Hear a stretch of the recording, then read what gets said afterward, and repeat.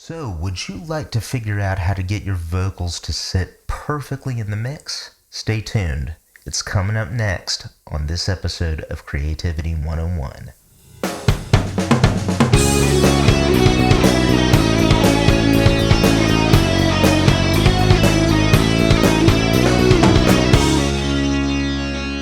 You may be hearing a little bit of room resonance, and that's nothing to worry about. We are uprooting the studio environment that we've had for the past several shows and making room for a couple of babies. So this is going to be turned into a nursery, but don't worry, we'll get an adequate listening environment and recording environment happening in the very, very near future. So without further ado, let's dig in. On today's show, we're giving you these 4 steps for mixing professional sounding lead vocals. We'll be mixing a song called The Catalyst by a great band called The Gallery.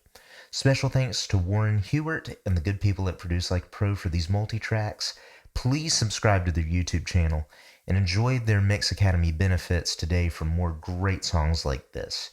You can use these songs in your portfolios, guys, so take advantage of it. So I'm going to give you a broad strokes overview of what this song is about. I'm going to bypass all the plug-in chain on the lead vocals so you can hear it raw.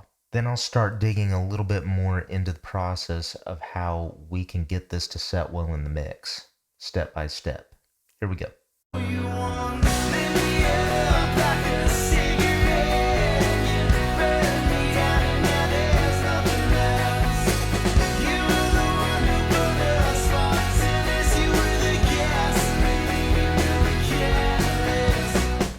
Pretty cool track. These guys kind of remind me of The Fray. For those of you who are fans of theirs, you'll probably like this stuff. Let's open our first plugin. Here we have Logic's stock channel EQ plugin. As you can see, we're not doing too much fancy here.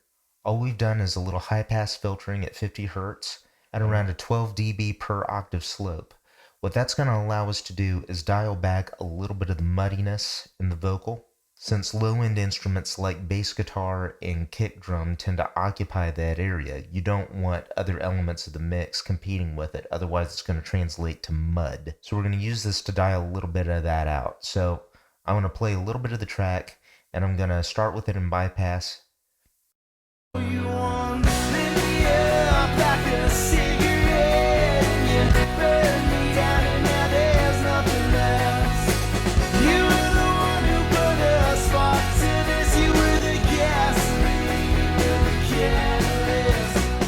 It's subtle, but it's already giving us quite a bit of clarity there in the low end. The next thing that we have is Logic's stock Multipressor. By the way, all of these plugins are stock with Logic except for one of them, and that is a free plugin. I'll tell you where to get that. I'll leave a link to it in the description, but we'll move on to this first. So when you open up this plugin, there are 4 bands to this. So this is a multi-band compressor. And when you open this up, there are actually 4 bands instantiated on the processing. But as you can see here, we've bypassed the 3rd one. We've got our crossover frequency set to 81 Hz and 7500. That's going to allow us to shape a bit of the low end of the voice and attenuate a little bit of that mid-range that can lend to a boxy and kind of woofy vocal.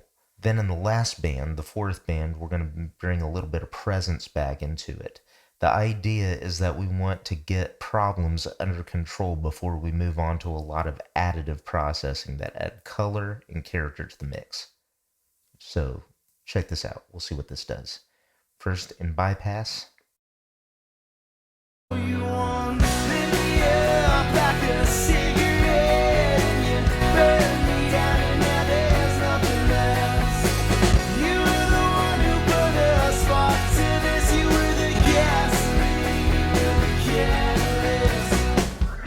I can already hear it's taking care of a lot of those nasty mid-range problems. So I like what that's doing. This is our third-party plugin, and some fantastic plugin by Tokyo Dawn Labs called the Nova.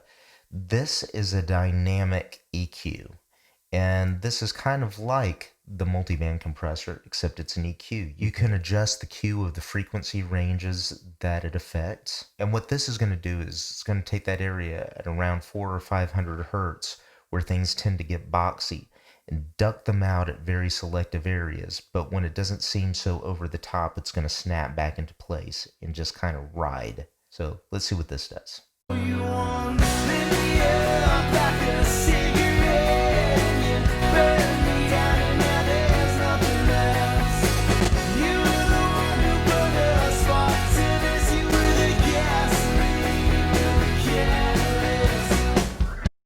ducking out that boxy frequency and giving us a little bit of extra clarity. Now we're moving on to the Logic DeEsser plugin. This is doing maybe about 6 decibels of gain reduction, and we're using the wideband filter instead of the notch filter to kind of rein in some of those frequencies that are overly sibilant and overly bright. Have a listen.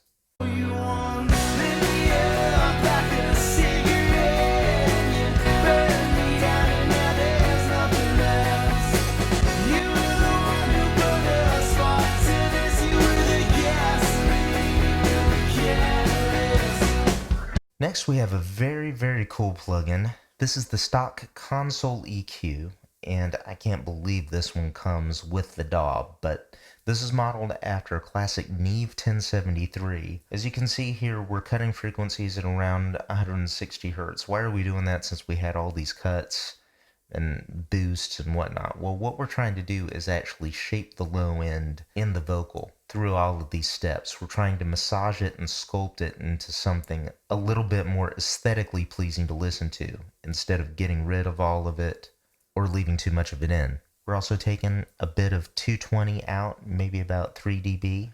We're also taking out a bit more of that 500 to 600 Hz in the mids, and we're adding a little extra sheen to the top end. So here's what that sounds like.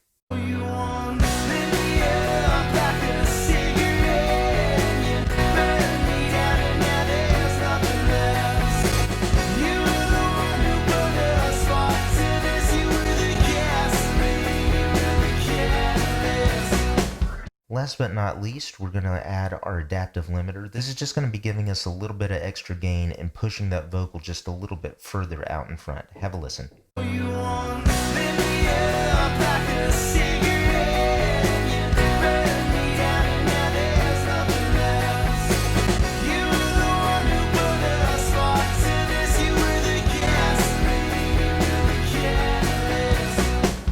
And there you have it. Thanks very much for watching, everyone.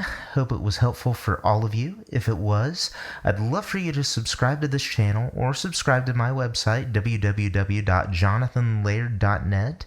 Every week, we're updating the page with more mix hacks, tips, and tricks to get your mixes sounding the best they can. No muss, no fuss. Thanks again.